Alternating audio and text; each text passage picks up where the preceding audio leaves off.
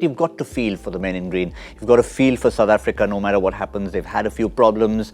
3 games in a row in a World Cup they've never lost before. The only thing perhaps in their favour is the format.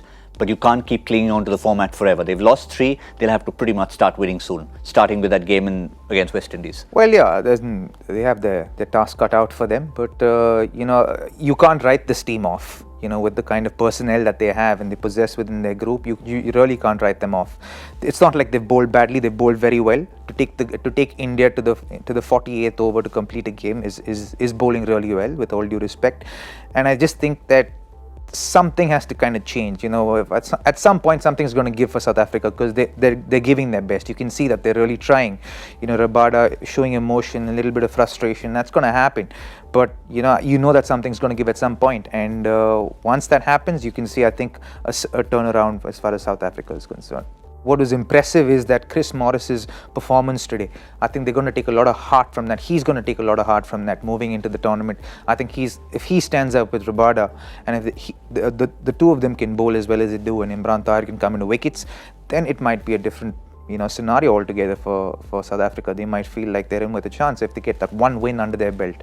They're looking for 1 win. I think that's what their priority and their goal would be, to make sure that they get that 1 win, focus on the processes, make sure they field well. I think those are the aspects that they're going to start focusing on as a unit. And if they get all those things working together in tandem, then I think they. So when I saw Miller dropping that catch, I said, I've seen it all. Yeah. I've seen it all. Miller dropping the sitter. Yeah, I mean, see, you can go ironically, as we mentioned it when we saw it, he is a man who very recently got the man of the match for taking X number of catches in a game. I think it was 4 or something, yeah. So see, batting, bowling, you can go wrong, and you can go back to nets and of course do some planning and meetings, so you can come back and make it right. But I've never seen South African fielding the way they did today. In the previous matches also, Rabada dropping catch at the deep fine leg, easy ones.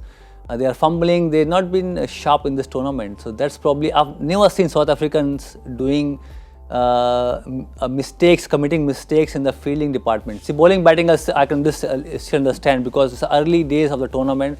Though they have lost 3, you have to really come back hard and win a couple of matches in a row to be in this tournament. But fielding, small things you want to pick up. How happy they are as a squad.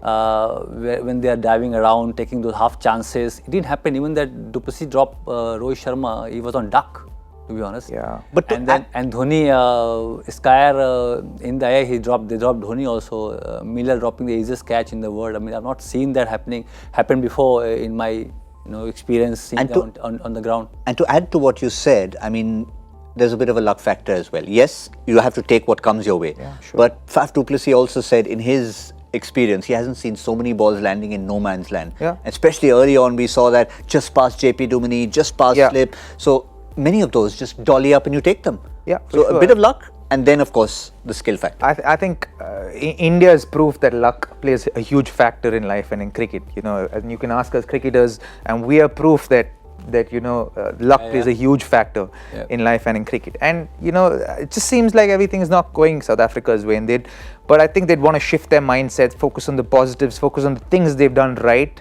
for things to actually work for them moving forward, right? It's easy to mull on all the negatives that have happened, but I think what they'd look to do is, knowing them, and they've got a little bit of a break before they play again. I think they play on the 10th.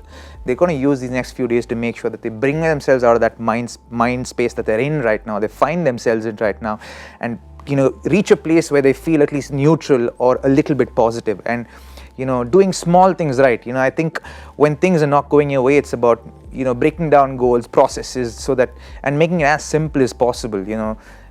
Maybe for bowlers, you break it down as to how many dot balls you want to bowl in a spell, or how many dot balls you want to bowl in each of the 10 overs. Batsmen can talk about building partnerships. How many partnerships do you want in the game? How many wickets do you, and set smaller goals for yourself and achieve those goals. And those small goals will help you, just build confidence within the group. And if they rally around themselves, I think they can bring the best out of themselves.